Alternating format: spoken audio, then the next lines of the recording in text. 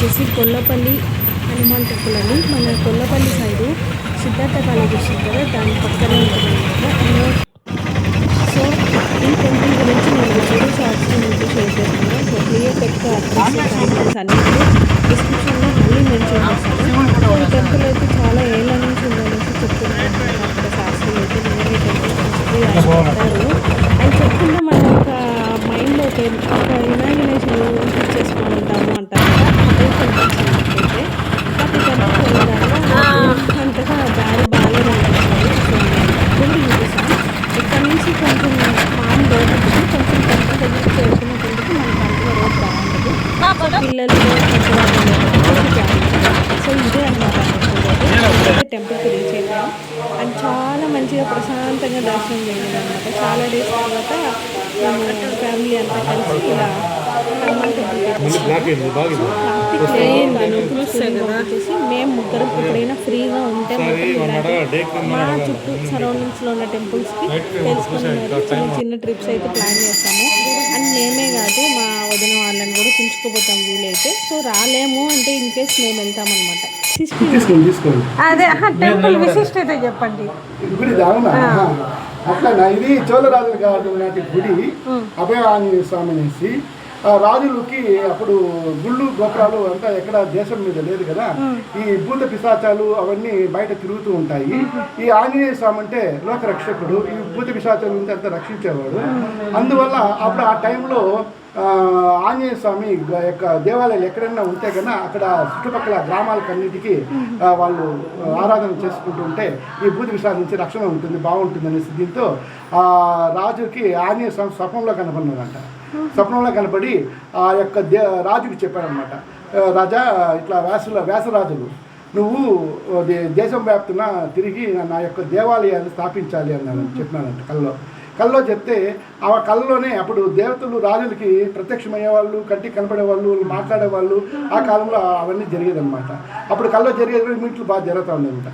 ఆ లెక్కలోనే ఈయన కళ్ళలోనే ఎక్కడెక్కడ గుడి కట్టాలో నాకు తెలియదు కదా స్వామి అంటే, నువ్వు రాజ్యాన్ని వేరే వాళ్ళకి అప్పచెప్పేసి నువ్వు దేశ పర్యటన చేయి, రాత్రి పూట ఎక్కడ తిరుగుతూ నా దేశ పర్యటన చేస్తూ ఉండు, ఎక్కడ రాత్రి పూట నిద్రిస్తే అక్కడ నేను కల్లోకి వస్తాను, ఆ కల్లోకి వచ్చిన ప్లేస్లోనే గుడి కట్టాలి, లేకుంటే లేదు అనే టైప్లో ఆయన చెప్పినాడు అన్నమాట ఆంజనేయ స్వామి.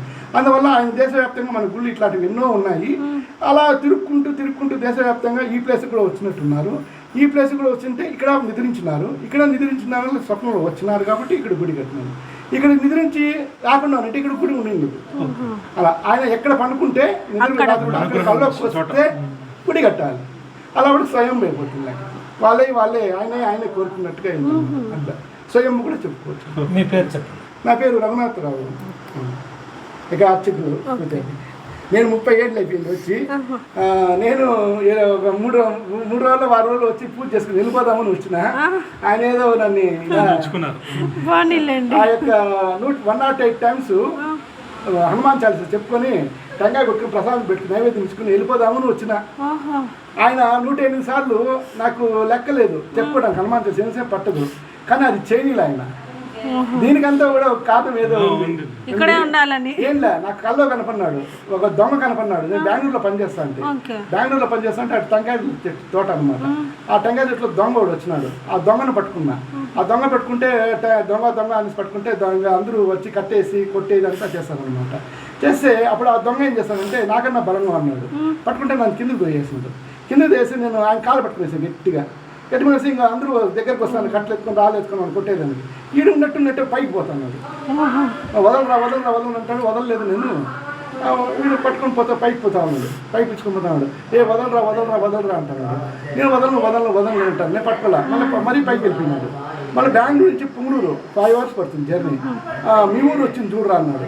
నేను అప్పటి కళ్ళు మూసేసిన, ఎందుకంటే హైట్ పోయే కొద్దీ మనకు కళ్ళు తిరుగుతాయి అని కళ్ళు మూసుకుని గట్టి పట్టుకునేసాను అంతే.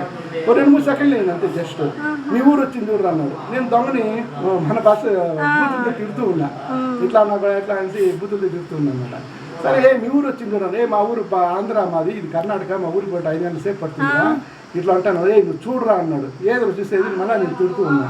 సరే మెల్లగా ఏదో చెప్తున్నాను, నువ్వు చూడరా అంటే కళ్ళు కానీ తీసేగినా నువ్వు వదులు అంటాను, వదలకు నేను పడిపోతాను కళ్ళు తిరిగి, నాకు ప్రాణాపాయం ఉంటుంది, ఏదో కాళ్ళు తిరుగుతాయి అట్లా ఇట్లా ఏదో చెప్పుకుంటాను, నువ్వు చూడరా అంటే అన్నాడు. సరే మెల్లగా అట్లా చూస్తే ఇంకా మన ఇల్లు భాగమంతా తెలుసుకుంటుంది. ఇప్పుడు వదలరా అన్నాడు.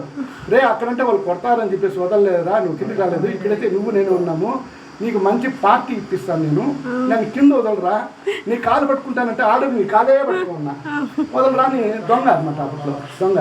సరే నా మగం చూడరా అన్నాడు. నీ మగం నేనేంద్ర చూసేది నేను అంటున్నా, చూడరా నా మగము అన్నాడు. సరే మగం చూస్తే ఈయన ఇప్పుడు వదలరా అన్నాడు. స్వామి నేను దొంగగా ఉన్నప్పుడు పట్టుకోండి కాళ్ళు ఇది, ఇప్పుడు నీ రూపం చూపిస్తాను, నేను నీ కాదు ఎందుకు వదులుతాను, నేను వదలను అంటాను. అలా అనుకుంటే లేసిన. అందుకే దానికి దీనికి సంబంధం ప్రకారంగా ఇప్పుడు 108 times చెప్పి వెళ్ళిపోతామని వచ్చినాం కదా, ఆడ వదలను చెప్పి ఎట్లా వెళ్ళిపోతాం అనేసి ఏమో మహానుభావుడు నిలబెట్టినట్టుగా తీర్థం అంతా ఇచ్చేసాము. సార్ ప్రసాదం తీసుకోండి సార్. ప్రసాదం తీసుకుందరా రా ఇస్తాను తీసుకుంటున్నాను.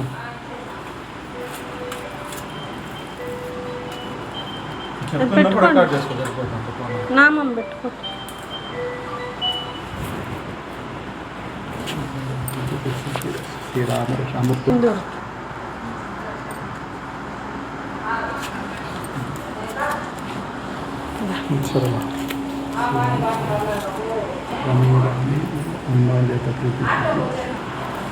నాకు మళ్ళీ ఒక 4 వడలు ఇవ్వండి.